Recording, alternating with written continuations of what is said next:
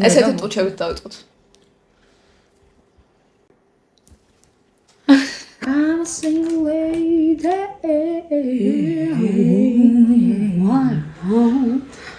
Wow.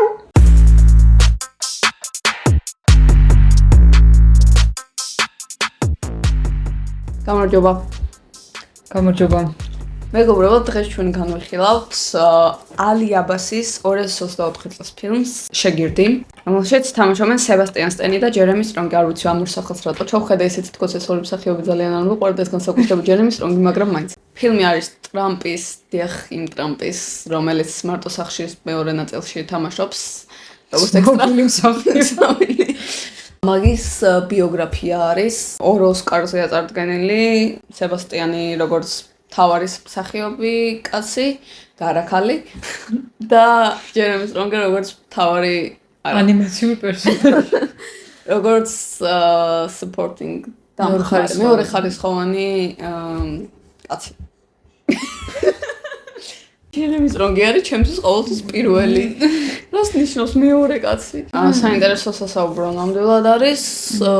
კიდე იცის დამატება შემიძლია ნომინაციები, რასაც ახლა ჩვენ ორი ფილმი განვიხილეთ, რომელიც არ იყო ნომინირებული, რომელიც იყო ნომინირებული, კიდე რამდენიმე ვაპირებთ, რომლებიც არ იმსახურებდა. ამ ფილმზე მე შემიძლია ვთქვა, რომ ზუსტად იქ არის ნომინირებული, სად უნდა ყოფილიყო. ეს ცალსახი. ეგ არის დავიწყოთ ტექნიკური მახასიათებლები. ხო. იმიტომ რომ დიდად მნიშვნელოვანი ამ ფილმში არ არის, ანუ მაგით ნამდვილად არ მიყავს რეჟისორს თხრობა, შეიძლება ითქვას, რაც ბიოგრაფიულ ფილმებში ძირითადად მოსალოდნელის არის ხოლმე, რომ ეგრე იქნება და ეგრე იყო ნამდვილად. უხეში ჭრებია ფილმში, რამდენიმე მომენტში რო ნახავთ, მიხვდებით, ანუ შემთხვევაში ამჩნია ხო, მიხვდეთ რა ლაპარაკობს, ხო? უხეში ჭრები, რაც ანუ არ ვიცი რამდენად გამიზნული იყო, მაგრამ ერთ მომენტში ზუსტად მახსოვს, რომ გადავახუიე, იმიტომ რომ რაღაცნაირად აზრობრივად ვერ მივყევი, იმიტომ რომ ვერ მივხვდი ის დიალოგი, რაც იმ ჭრამდე ხდებოდა, ის დიალოგი გრძელდებოდა თუ რაღაც რამდენიმე წუთი გავიდა და მერე იმიტომ რომ ერთი და იგივე რაღაცას ელაპარაკობდნენ, მაგრამ ეს ჭრა იყო რაღაც ან უხეში. ამიტომ ხო, ესეთი რაღაც ტექნიკური ხარვეზი, არ ვიცი, რაღაც მიუხერხულება ეს სიტყვის გამოყენება, როცა ამ დონის ფილმთან და მე ვიღაც ვინ ვარ საერთოდ და ეგზისტენციალური კრიზისი, მაგან ცოტა გამახიზიანა რა. და სხვა არაფერი ან ჩვეულებრივი სწორხაზოვანი მონტაჟია, ჰოლივუდის მონტაჟი რა. ნიშნულობა ნამდვილად არ მიუნიჭებია რეჟისორს მონტაჟისთვის. რაც თქვი გეთანხმები მაგაში განაგრე არ იყო, უბრალოდ დიდად რომ ვითხა გამაღიზიანა თქვა რა, იმიტომ რომ ეხა ავხსნი რატო ოპერატორს დავიწყებ. თავიდან როგორც არის გადაღებული კამერის ანუ ისეთ შაბჭება შეიძლება დაგიტოვოს ადამიანს, რომ სხვადასხვა კამერებით არის გადაღებული რაღაც ეპიზოდები. და ერთხელ რო შევნიშნე რომ რაღაც ანუ ესთეტიკა შეიცვალა, მე იმით გაგრძელდა და კიდე შეიცვალა. მაგრამ გამაღიზია მეთქი რა ხდება, რა უბედურებაა და ეგეთი რაღაც მე ხშირად განმეორდა. ჩემი აზრით, ეს იყო რეჟისორის გადაწყვეტილება, რომ რაღაც ასეთი რაღაცა სტილი უნდა და შემოეთავაზებინა თუ თავისი მეთოდი თუ რაღაც ან თავისი არა. ხო და ეგ იმოსქენი ატმოსფერო შესაქმნელა, იმიტომ რომ ეგ შეიქმნა მაგალითად რაღაც დაბალხარისხიანი კამერით რო იღებდა და როგორც დავაკვირდი, განსაკუთრებით დოკუმენტურ კადრებზე, აი მაგალითად ქუჩაში რო დადის, ან რაღაც დოკუმენტური ელფერესს. და ყავს ეგეთ კადრებზე გამოყენებული დაბალხარისხიანი კამერა უფრო.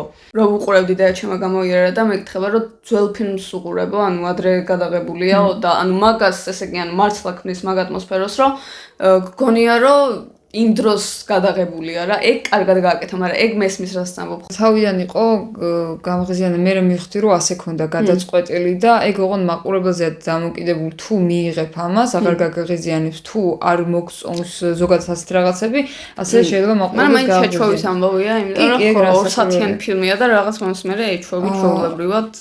ახლა მაგ ესთეტიკაზე ვიტყვი, რეალურად რაც არსებობს დოკუმენტური მასალები, რაც არის ჩაწერილი რეალურ ტრამპთან ან რაღაც ინტერვიუები და ეგ ასაგებია. რაღაც მომენტები ისეც იყო ეგრე გაკეთებული და ტელევიზიის იმას ტოვებდა რა.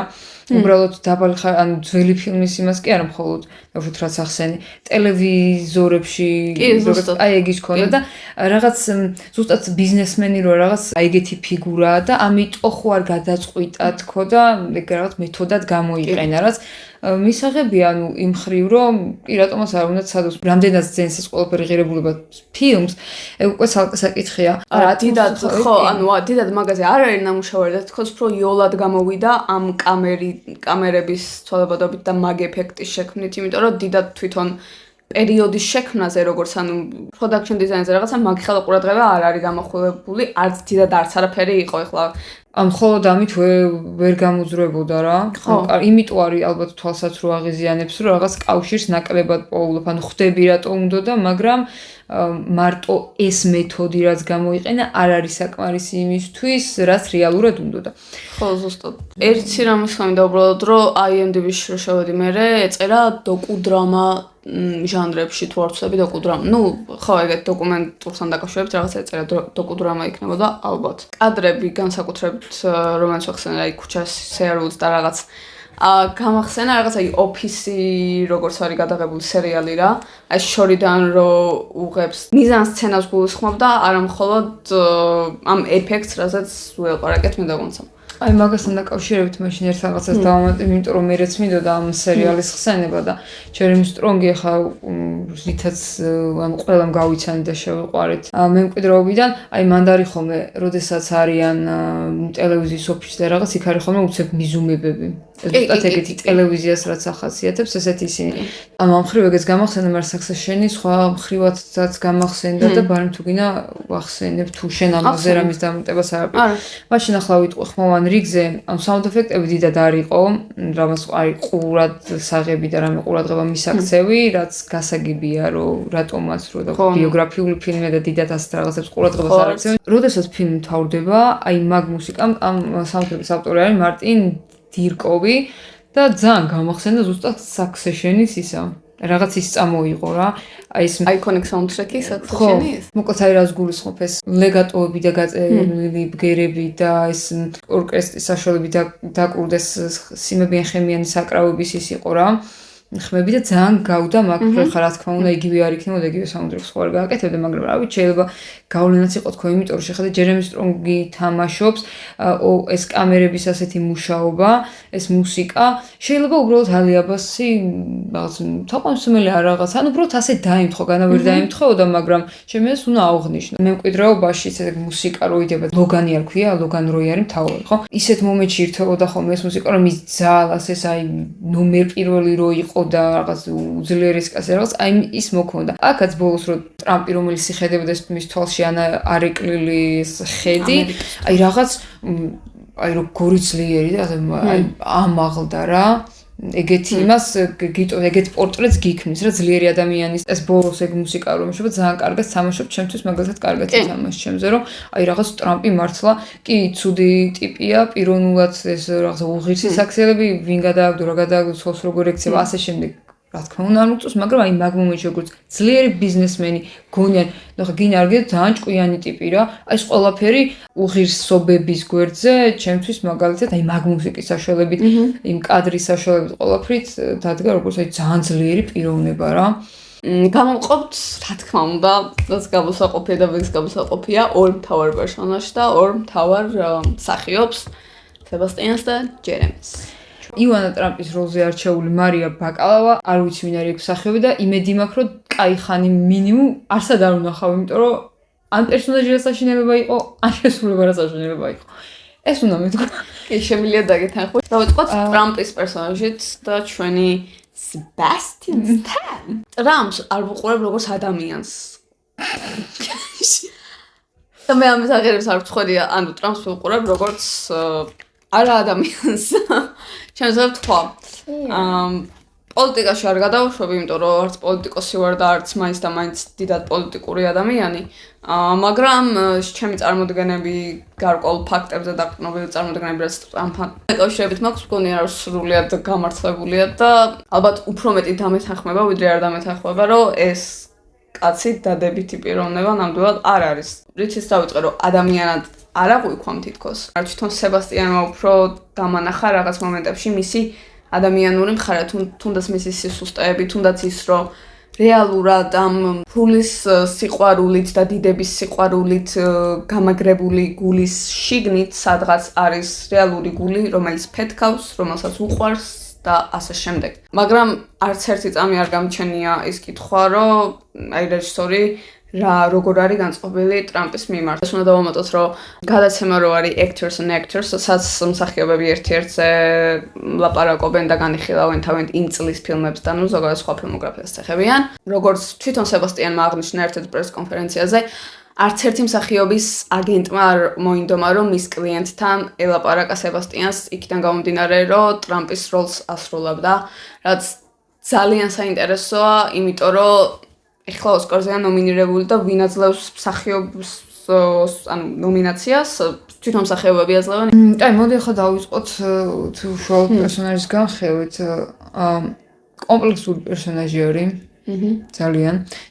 თუნდაც ანუ იმის დამატება, რომ ეს რეალური ადამიანია და თან ცოცხალი, ეგ კიდე ცალკე საკითხი არის, ანუ როდესაც ბიოგრაფიულ ფილმებს იღებ ცოცხალ ადამიანზე.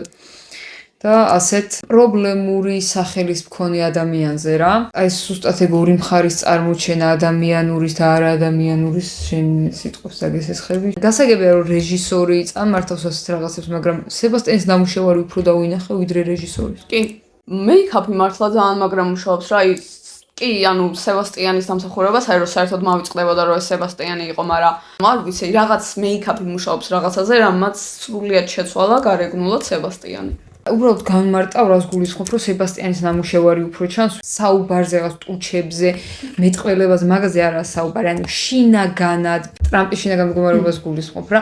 აი ამ შინაგან მდგომარეობაზე ანუ ეგ დავინახე, რომ უფრო სებასტიანს ქონდა ნამუშევარი ვიდრე რეჟისორს. დრამატურგსაც, ანუ თითქოს სებასტიანს უფრო ქონდა გათავისებული ნამდვილად ეს პერსონაჟი ვიდრე თუნდაც სცენარში იყო და აქვე სცენართან დაკავშირებით უცებ მინდა ერთი რაღაც ვთქვა, რომ ერთ-ერთი პირველი რითიც ვაფასებ ბიოგრაფიულ ფილმს არის ის, რომ ერთი რამდენ წელზეა გადაჭიმული ეს 2 საათიანი ფილმი, პირობითად 2 საათიანი და მეორე არის, რომ ვუყურებდი თუ არა ამ ფილმს და იქნებოდა ეს ფილმი ანუ ისეთივე საინტერესო როგორც არის, თუ მეცოდინებოდა, რომ ბიოგრაფია არ არის და არის ჩვეულებრივი გამოგონილი პერსონაჟების ფილმი.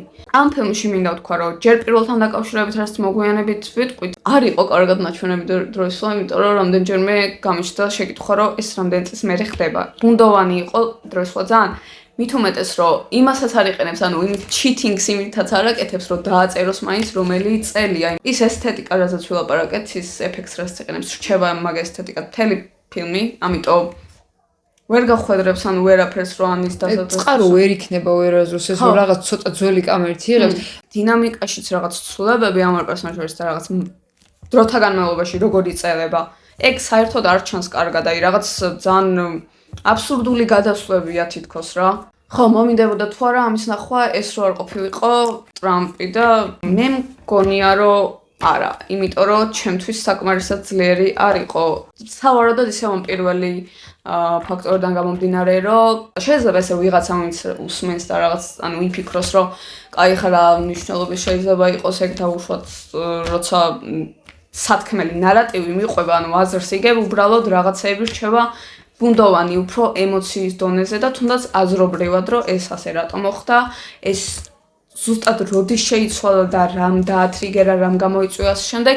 ხო, როცა ბიოგრაფიული ფილმი იყენებს რაღაცნაირ იარაღად, ოღონდ ცუდი გაგებით იარაღად იმ ფაქტს, რომ ის ბიოგრაფიულია, ჩემთვის ის ფილმი დიდად არ ვარგა და მე მგონია, რომ იმ ფაქტს, რომ ტრამპი რეალური პიროვნებაა და დღესაც როცა ცხელია მაგას, მე მგონია, რომ ეს ფილმი იყენებს. ხო, არ ვიცი შენ როგორ დამეთანხმებ. კი, იმიტომ ახსენე ეგ რეალურად სებასტიან სტენზე და ტრამპის პერსონაჟზე უნდა გველაპარაკა, მაგრამ ანუ რაღაცები კი ველაპარაკეთ, მაგრამ ხო შეგვიძლია ან პერსონაჟის რო განვიხილოთ რეალურად დრამატურგის ნამუშევარზე და რეჟისორის ნამუშევარზე როგორ ხედავენ და რა უნდათ ამ პერსონაჟზე უმეტესწილად რა თქმა უნდა ამაზე უნდა ილაპარაკოს პერსონაჟზე პირველ რიგში ისინი უნდა ახსენო. ამ შემთხვევაში მხოლოდ სებასტიანის ხსენება მოგვიწია და ძალიან მაგრად გართვა კიდე თავი. ეს ფილმი რო ნახე მეორე დღეს ერთ რაღაც ინტერვიუ იყო ტრამპის ახალი რა ჩვენ იმ დღის ინტერვიუ იყო და წინა დღეს ნახე სებასტიან სტენის ტრამპის იმით უყურებდი რაღაც სებასტიანი დავინახე უცებ ტრამპში Bad for Sebastian, good for Trump. კი. და აბსოლუტურად სებასტიან სტენი იმსახურებს იმ ნომინაციას, რაც მიიღო. ფილმის რაღაც გარკვეული მონაკვეთი ტრამპი არის მოდი ვთქვათ ლუზერი. ის ამბიცია, რაც აქვს და რაც შემდეგ ქედმაღლობაში და ყველაფერს სისხლში გადადის, თავიდანვე პირველივე წამიდან კარგად ჩანს ამ ადამიანში. ყველაზე მნიშვნელოვანი რაც არის, რომ ტრამპში იყოს, იმიტომ რაც რეალურად არის, ეგ თავიდანვე ძალიან კარგად ჩანს და სებასტიანი ამას თუნდაც სიტყვებით არა, ანუ ზუსტადაც რომ იმით რასაც არ ამბობს, აი ამით ძალიან კარგად გამოხატავს. მე არ ვიცი როგორი დამოკიდებული გაქვს, მაგრამ ბევრი ადამიანი გაგიჟდა, გადაირა, გადაფოფინდა, როდესაც მალეკმა აიღო ბოჰემიან რაფსოდიდან, ან მერკურის იმით. რა არის განსხვავება ხარისხიანად შესრულებულ ან პერფორმანსს და პაროდია შორის? მალეკის ფრედი მერკური იყო აბსოლუტურად პაროდია და მაგაზე ერთ-ერთ ან ვინც ან ჩემ წინ გქონდა ის არგუმენტი, რაც რეალურად ჩემი არგუმენტი იყო. და რა მხრივ მალეკი ვერ შეასრულებდა სხვანაირად ფრედი მერკურის როლს, იმიტომ რომ ფრედი მერკურის ძალიან სახაზიათო ტიპაჟი იყო ფრედი მერკურიო. ტიმოთი შალამეს შესრულება ნახეთ Complete Unknown-ში შეიძლება. ანუ საქმეს მაგაში, ანუ ყველაზე დასამუშავებელი, როდესაც ეგეთი დეტალები რო გაქვს დასაჭერი, რითაც მარტივ, ანუ მისაბაძი რაც არის, პირიქით ეგ უფრო მარტივი უნდა იყოს, როგორც მაგალითად ტრამპის შემთხვევაში ქონდა სებასტიან სტენს. მაგრამ ერთ-ერთი სირთულე შეიძლება არსებობდეს, სადაც შეიძლება გადაცდომა მოხდეს, ეს არის პაროდია შეიძლება გააკეთოს. ხო, ანუ არა ორგანული გამოსვლა იქნება თუ რაღაცა იქნება, შეიძლება ცოტა რაღაც დამცინავი ის მიიღო. ეგ შეიძლება მოხდეს მხოლოდ პრობლემა. აქ მსგავსი არაფერი ყოფილა და იმ კაცს საერთოდ ოსკარი მიცეს ამ ფილმი რა იყო და ან შესრულება რა იყო. ანუ აქვე ვიტყვი რა თუ იმეს რამე წინააღმდეგობა აქვს, ესე იგი პაროდია იყო აბსოლუტურად ფრედი მერკურის ტიპაჟი, რომელიც აი შეგიძლია ისწავლო და ძალიან მაგარი ის დადროლი, ყველას ხო არ ეძლევა მაგის შანსი, რომ ფრედი მერკური აი ეგეთი ის გააკეთო და სიმღერებს თვითონ ამღერო და სხვა მღერო და ნახევარი CGI იყო რაღაცები და ანუ რა ვიცი, ეხლა და ოსკარი მიცეს მაგაში. აი მაგ იცის, როცა ზუსტად აი ყველა დარწმუნებული რა, მაგას ყველა ვიდეო შესწავლილი აქვს პერფორმანსის თუ ინტერვიუში, სადაც ფრედი ჩანს თუნდაც ბექგრაუნდზე. ეგ იცის ზუსტად მაგან, რომ ეგ ინტერვიუები სებასტიანზე და არ მაქვს ნახი, ტიმოთის ინტერვიუები უფრო მაქვს ნახი. იმას ამბობდა ზუსტად მაგის ტყობით ხო, რომ პაროდია არ მინდოდა ყოფილიყო, ამიტომ იმაზე კი არ ვფიქრობდი ბობ დილანი შაურმას როგორ შეჭამდა, იმაზე ვფიქრობდი რას იგრძნობდაო შესრულების დროს. ეგ არის ზუსტად. ანუ სებასტიანი აშკარად იმას კი არ ფიქრობდა ამ ტუჩებს როგორ გამოწევდა და როგორ წევს ტრამპი, იმას ფიქრობდა რატომ წევს. ეს არის ჩვეულებრივი ნერვული წიკი, თვალების მოჭუტვაც ყველაფერი აშკარად არის ნერვული წიკი და ძალიან ნერვოზიანი ადამიანია. ღმერთო ჩემო. რაც დავამახსოვრდო ყოველთვის აღნიშნავ ბრაუ სებასტიანს, იმიტომ რომ ეს ძალიან კარგი აი ძალიან მაგარი რაღაცა შეძლო, ძალიან მაგარი რაღაცა. კი, ძალიან. აუზე ფილმს რატო რეპორტაჟის დავყოთ. ეს ისეთი ის იყო რაღაც და ჯერემი. მიდი თქვი, კარგად თქვი. და ჯერემი სტრონგი. ეხლა გადავალ როი კონის პერსონაჟზე. ჯერემი სტრონგი არის მოკლედ იმის თქმამინდა რომ Succession-ი არის ჩემი ნომერ პირველი სერიალი. მაპატია Sherlock-ი და Succession-ი და Breaking Bad-ი. ესამი. მაგრამ Succession ძალიან მიყვარს ხალხმა და ჯერემი სტრონგი არის ჯერემი სტრონგის პერსონაჟი. Kendall Roy არის ჩემი ფავორიტი პერსონაჟი ამ სერიალიდან, ამ გიგანტი სერიალიდან და შესაბამისად ეს ფაქტი რომ ჯერემი სტრონგი თამაშობს იყო ჩემთვის ძალიან დიდი პლუსი და ძალიან ველოდებოდი. ჯერემი სტრონგთან დაკავშირებით რა ტიპაჟის არის Kendall Roy Succession-ში. აქა ცოტა ლაყვი როგორ თქვა ცოტა ისე. ანუ რაღაც მაგ ტიპაჟის მსახიობად არ გადააქციონებს რა. ლუზერ და ანუ ლუზერსი კი არა, ცოტა აი მარცხისკენ მიდრეკილი, ანუ ეგრე ხო არ აღიქვავენ.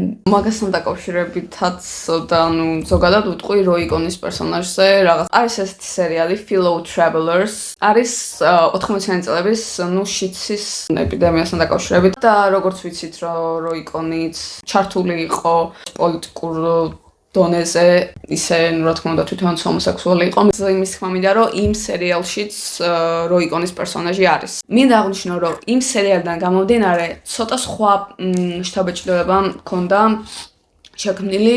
ეს ტიპი იყო უფრო საცოდავი, უფრო ლუზერი, ფორთხელობს რაღაცას ცდილობს არ გამოსდის, რაღაც აი უფრო ეგეთი ტიპი იყო და ზუსტად მახსოვს რომ ერთი წამიც არ ყოფილა ესეთ შემთხვევა, როცა მე ამ პერსონაჟის იმ სერიალში ამ პერსონაჟის შემეშინდა ან რაღაც ის სისასტიკე რაც ამ ადამიანში იდო რეალურად ის საშინელი ხასიათი რაც ამ ადამიანს ჰქონდა და ის ფაქტი რომ ამდენი ადამიანი გაამწარა ცხოვრების მანძილზე ამ ფილმში უკეთესად და ჯერემი სტრონგის პერფორმანსი უკეთესად გამოჩნდა ვიდრე იმ სერიალში, იმიტომ რომ მართლა სხვა შთაბეჭდილება შეიქმნა. რაღაც ფილმის პირველ ნაწილში სანამ ის დინამიკაში ცვლილება მოხდებოდა რაც მოხდა, რაღაცნაირად ისე ავტორიტეტად აღვიქვამდი, კი რაღაც ისეთი ტენდენციები ქონდა რაღაც კომიკური და რაღაც, მაგრამ თვალები გამოხედვა ისეთი ქონდა, რომ თუ სიტყვით არ ქონდა ეს სათქმელი რაღაც რასისტიკესაც შიგნით იტევდა ეს ადამიანი. თვალებით და მიმიკებით და ხო ორი რაღაცა სამნიშნავი და ერთი რომ ამ ადამიანს გამომეტყველება არ ეცვლება, ანუ რო იცინეს მაშინაც იგივე გამომეტყველება და ხმის ტემბრი არ ეცვლება, ეს ხმის ტემბრი და გამომეტყველება ეს სტოიკური აბსოლუტურად საშინელი ადამიანი, რომელმაც გამოწურთნა და გამოძერწა ტრამპი შეიძლება ითქვას. ხო, ჩემთვის უფრო დახვეწილი და აი რაღაც ბევრი ფენა რო აქვს პერფორმანსი, აი რაღაც ეგეთი იყო და არ ვიცი, მე მგონია რომ ანუ ამ ადამიანს თვალებით ძალიან ბევრი რაღაცის გადმოცემა შეუძლია, ნათქვამი რომ less is more. როცა ხო, ანუ მე მგონია რომ მაგ ტიპის მსახიობია რა. ამ ფილმის თავარი ღირსება იყო პერფორმანსები. ბასოთ მართლა იმაზე რასაც ველოდებოდით სათაურიდან გამომდინარე, რაც ყველაზე მნიშვნელოვანია რეალურად ფილმში. ამ ორი პერსონაჟის დინამიკა, მათი ურთიერთობა. მოდით პირდაპირ სათაურიდან დავიწყებ. სათაურს რო კითხულობ და ქვია შეგირდი. ხო. ანუ ელი რო ვიღაც არის მასწავლებელი და ვიღაც არის შეგირდი გასაგებია რომ პირდაპირ მნიშვნელობის საკითხს ოთახში ახდება მოქმედება. პირდაპირ ვიტყვი რომ მე აქ შეგირდი და მასწავლებელი, ანუ ვერ დავინახე ეგეთი. აი სად იყო შეგირდი, ანუ რა ხდება? მე ვერ დავინახე აქ შეგირდობა. პირდაპირ მაგას ვიტყვი. ფილმის სათაურს საერთოდ არ იხმიანება, საერთოდ არ ამართლებს. მარტო ის რო იკონი რომ იმ თავის გამარჯვების სამწეს რო უხსნის და მე ფილმის ბოლოს რო ტრამპი ამას იმეორებს, მხოლოდ ეგ თუ ითვლება იმას რომ ითვლება იმად რომ ტრამპი კონის შეგირდი იყო. არა, მაგად არ ითვლება ფილმი იმისთვის არის და სათაური იმისთვის არსებობს, რომ თლიანმა საათს ნახევარი იქნებოდ 2 საათმა გაამართლოს ისაც ხდება სათაურში და ასეთი რაღაც ნამდვილად არ ყოფილა ამ ფილმში და ამეშალა ნერვები. საინტერესო, იმიტომ რომ მე პირიქით საკმაოდ დავინახე ეგ და ეს ძალიან. აი ეს უკვე მოსწონს. ეხლა გეტყვი ალბა როცა ტრამპი მივიდა კონთან დასაწყისში, იყო მართლა ლუზერი. ანუ ყველაფერზე ეტყობოდა რომ ტრამპი იყო ლუზერი. გვანცა მაცენზურებ. ჩემთვის იქიდან დაიწყო მისი შეგირდობა, როცა როიმ უარი თქვა ანაზღაურებაზე და უთხრა რომ მოდი ჩვენ უბრალოდ მეგობრები ვიყოთ და როცა შენ ზუსტად ეს ფრაზა უთხრა, როცა შენ გამოიყურები როგორც მილიონ დოლარიანი ადამიანი, მეც გამოვიყურები როგორც $1,000,000 დოლარიანი. ესენი იყვნენ რაღაცნაირად ერთმანეთის სარკეები თავიდანვე. როიმ დაინახა ტრამპში ის რასაც თავის თავში ხედავდა ყოველთვის. და მოინდომა ამის გამოწურთნა, რადგან თვითონ ვერასდროს ვერ მიაღწია იმას, რასაც ტრამპი მიაღწევდა მოგვიანებით და როიმ იცოდა რომ თვითონ ვერ მიაღწევდა, ანუ ვიღაცას უნდა დახმარებოდა პირიქით. ეგ სამი წესი რაც ახსენე, რა თქმა უნდა, ყველაზე მნიშვნელოვანი და აშკარა ეგ არის. მაგრამ მე მგონია რომ ყოველი ინტერაქცია, რომელიც მაგ პერიოდში სანამ უკვე მათი დინამიკა ცვლას დაიწყებს და შემოტრიალდება რაღაცნაირად, ყველა გადაწყვეტილება, რასაც ტრამპი იღებს, თუნდაც იმ ნიუ-იორკის მერს როგორც ელაპარაკება, რატონით ელაპარაკება და ამ შემდეგ, ყველაფერი აქვს გადმოკოპირებული როისგან.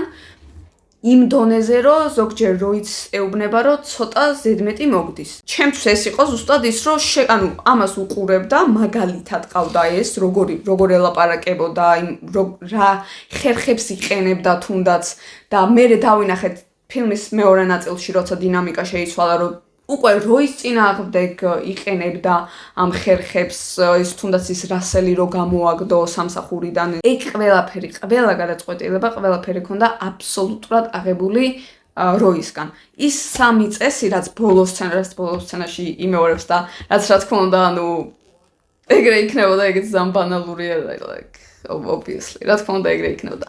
მაგრამ მე ზუსტად იქამდე დავინახე, რომ და ზუსტად ეგ იყო ყველაზე მეტად რაც დავინახე ტრამპის სისაზიზღრე, რომ ის ვისგანაც ისწავლა ეს ყველაფერი იმას როგორ ანადგურებს ბოლოს. რაში გეთახმები და რაში არა. ტრამპის სისაზღრეში რა გაუკეთა თავის მასწავლებელზე.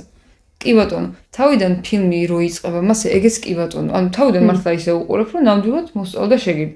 აი, ჩაწერილი მაქვს. მეტამორფოზის მომენტი არ ჩანს, ხვდები? მეტამორფოზის მომენტი არ ჩანს, ხო. და ეგ არის, ანუ ეგ უნდა ყოფილიყო. მეტამორფოზის მომენტი არ ჩანს, ის უпроსტად ძალიან ბუნდოვანია ის მონაკვეთი, სადაც მათი დინამიკა იცვლება. ანუ ეს ხო მაგას არ ნიშნავს ის ფაქტი, რომ მეტამორფოზა არ არის მკვეთრად ნაჩვენები, ეს რა თქმა უნდა არ არის და ფილმის უარყოფითი მხარეა და დრამატურგიული შეცდომაა, რომ არ არის, რა თქმა უნდა, მაგაში გეთახმები აბსოლუტურად. მაგრამ მე მაინც მგონია, რომ თვითონ ის დინამიკა, რის გამოც ფილმს შეგირდი ქვია, ნაჩვენებია ზუსტად იმიტომ რომ ნაწილს. ეს უყურე ფაქტად რომ ის მისი მოსწავლე არ იცვლება, იმიტომ რომ ანუ სინამდვილეში რეალობაში ხო ეგრე იყო. ამ ფილმშიც იგივე დასაწყისიდან გამოდიოდა, ვიცით რომ ეს არის ამის მასწავლებელი, ეს არის იმის შეგირდი. ეგ ფაქტი ვიცი. დაწყებითი კლასები მანახა მარტო რეჟისორმა, უყურე რა არ ჩანს, გადასვლა, მაგალითად ეგრეთ თავხედურად საუბარს რო იწყებს, უფრო თამამიროა, აგრესიას უფრო რო ამჟღავნებს. ეს ყველაფერი ასე ჩანს, მაგრამ როგორ მივიდა მანამდე ეს მაგალითი მასწავლებელისგან ეგ ხო უნდა მანახო. ფილმის შუა ნაწილი არის აბსოლუტურად მხოლოდ ტრამპი. გასაგებია რომ მასია და ამ ხრივ შეიძლება გამართლდეს, მაგრამ ბოლო ნაწილში ეს მოსწავლე შეგირდის ის სუსხანაირად არის ნაჩვენები და აქ სწავლების ის არ არის. ჩემი აზრით ეგ დასაწყისში, რაც ამათი დინამიკა როგორც აჩვენებს, ჩემს ყოველ შემთხვევაში სრულიად საკმარისი იყო, რომ მათი დინამიკა დამენახა როგორც მოსწავლე-მასწავლებელი, იმიტომ რომ ხა ანუ მართლა კლასში ხوار ანუ ნოუთებს ხوار ჩაიწერდა ტრამპის რასასწავლის და ასე შემდეგ, ანუ იმაში ჩანს ის თვითონ როგორ ელაპარაკება სხვას, ტელეფონზე თუნდაც როგორ ურეკავს, როგორ აშინებს და ასე შემდეგ ის ჩანაწერები სასამართლოში როგორ იყენებს ამ ყველაფერს და აღსანიშნავია ეს, რომ თავიდან ტრამპს უკვირს, ანუ ტრამპი ეუბნება, რომ ზედმეტები ხო არ მოგდის და რას აკეთებ და ბოლოს უკვე რო ეუბნება, რომ ანუ რას აკეთებ და ის სცენა, როცა შენობის გარეთ რო ხდებიან, ერთმანეთს ეუბნებიან, რომ შენ ხარ ეშმაკი და შენ ხარ საშინელი ადამიანი, მაგ სცენაში რეალურად ჩანს, რომ ერთმანეთში ის ეზიზღებათ ყველაზე მეტად, რითიც ერთმანეთს გვანან. მოკლედ ახლა ჩემი ტელეფონის მეხსიერების გამო 10 წუთი არ ჩაიწერა, რაც ვილაპარაკეთ, ამიტომ მოკლედ ვიტყვით. ჩემი პირადი სუბიექტური აზრია, სათაური ასახავს ამათ ურთიერთობას, მართალია დახვეწილად არა და იმ ტექნიკური ელემენტებით არაერთით შეიძლებოდა, რომ უფრო კარგ ფილმს და მაღალმხატვრული ღირებულების ფილმს აესახა. მათი დინამიკა, რასაც განსაზღვრავს ეს სათაური, ჩემთვის აშკარაა, მაგრამ ერთი დიდი აფსუსი, ბევრ სხვა მინუსებთან ერთად რაც დრამატურგიას აქვს, არის ის, რომ როგორ იცვლება მათი დინამიკა, შიფტინგი სადაც ხდება, რომ უცების გადაიქცევა რაღაც თავის მასწავლებელზე დიდ პერსონად და ეს რაღაც მასწავლებელი ესე და ანუ როგორ ხდება, ეგ ძალიან ბუნდოვანია და ისევ იქიდან გამომდინარე თუ რამდენად ბუნდოვანია დროის ცვლილება, ანუ ძალიან დიდი ჩავარდნა აქვს ფილმს მაგაში გაჩვენებს, რომ ეს არის ესე, მერე ეს არის ესე, მაგრამ არ გაჩვენებს შუა ნაწილს, რაც გვანსამ თქვა, რომ მათ ეს შუაში არ ჩანს. ეს მოსწავლე-მასწავლებლის ურთიერთობა თვითონ ხასიათი კარგად ჩანს. მაგრამ არ არის საკმარისი ცვლილება, როგორც ჩანს ამ ურთიერთობის ცვლილება, რასაც ძალიან დიდი მნიშვნელობა აქვს ფილმში. აი ეს ამ ცვლილებაშია პრობლემა და არა თვითონ ურთიერთობის სახეში ჩემთვის პირადად. ანუ ჩემი აზრით ის იყო, რომ ფილმი არ ამართლებს სათაურს, რაც არის სათაური, ჩემთვის ფილმი ეგ არ არის, დასაწყისში ჩანს, რომ ის ტრამპი მიდის როისთან, იმიტომ რომ მისგან ისწავლოს და ბოლოს ჩანს ის, რომ ტრამპმა როისგან ისწავლა, მაგრამ ეს ანუ როგორ ისწავლა, რა ისწავლა ეგ შედეგია უკვე, მაგრამ როგორ ისწავლდა ეს სწავლების მომენტი, ჩემთვის კი ანუ არ უჩვენებია და რა ვქნა ხან როის პიროვნება ცალკე ჩანს, ტრამპის პიროვნება ცალკე ჩანს. აქაც ის აღნიშნული მქონდა, რომ მეტამორფოზის მომენტი არ ჩანს ტრამპის, როგორ გარდაიქმნეს, გარდატეხეს მომენტი არ ჩანს, ეს როგორ განიცადა პიროვნების ის. ამიტომ რა ვიცი, ჩემთვის არ ამართლებს და ის მიზეზები კი ვთქვით და აგერ შენც გაიმეორე, რატომაც არ არის და ანუ რატომაც არ ჩანს და ეგ უკვე არავის ბრალი არ არის, რეჟისორის ბრალია პირველ რიგში. ასე რომ თუ არ მოწონს რომ ასე ვამბობს, გადაიღო წესი. ხო, ანუ რეჟისორს არ უფრო დრამატურგიის, იმიტომ რომ თვითონ პერსონაჟის კულმინაცია, თვითონ პერსონაჟში მომხდარი კულმინაცია არ არის ნაჩვენები, რომ ესეთი ცვლილება როგორ მართლა ისე ხო არ მოხდა, რამ გამოიწვია, ეგეთ ტრიგერები არ არის კარგად ნაჩვენები. ბოლოს ერთი რაღაცის დამატება მინდა, ეს არის, როდესაც საუნდტრეკზე გადავოდი და მოусმინა ოფიციალური ვერსია რაც იდო, იქ ქავერად რაც ედოთ რა. შევხედე თუ არა ამ ფოტოს, ეგრევე გამახსენდა ჯეფ კუნსის, მაიკლ ჯექსონის და ბაბლის ქანდაკება რა. ძალიან გავდეს რაღაც კიჩური, ზედმეტად მდიდრული გადაპრანჭული ის, აი ეგრევე ის ემოციები წამოიღო, რაც ჯეფ კუნსის, ეხლა ჯექსონი და ბაბლი შინაარსობრივად ცოტა სხვა რაღაცა და ეს ცოტა სხვა არის, მაგრამ რაღაც ანუ ეგ ასოციაცია გამიღვიძა და აი ზუსტად ეს კიჩურობა რო ვახსენე, სიმახინჯე ამ ზედმეტი გადაპრანჭულობით და რაღაც იმით, ანუ ჩემთვის მაგიტო იყო მნიშვნელოვანი, არ ვიცი ამ ქავერის ავტორს ან ამ ქანდაკების ავტორს ფილმზე მაქვს საუბარი, რამდენად ეს პარალელი ქონა ჩაფიქრებული, მაგრამ რაღაც ჩემთვის ასოციაცია ნამდვილად გამოიწვია რა. და ეს მინდოდა რომ მეთქვა, იმიტომ რომ ეგრევე ისე დამარტყა თავში მეთქი კუნსი. და შეჯამების თვალსაზრისით კიდე კი ვთქვით უკვე რომ ხო, პრინციპში ნუ სუსტი ფილმი გამოვიდა ძალიან და მსახიობმა გადაარჩინეს. დაგემშვიდობებით ამით, იმედი ვარ რამე გამოვიდა და რამე ჩაიწერა ამ ტელეფონმა. მადლობთ რომ გიყურებთ, მადლობა წინა ვიდეოებზე აქტიურობისთვის, ბევრს ნიშნავს ჩვენთვის და ჯიგრები ხართ და აბა ჩვენ ვიცით და თქვენიც ყველა ვიცით. ყვირას გისურვებთ.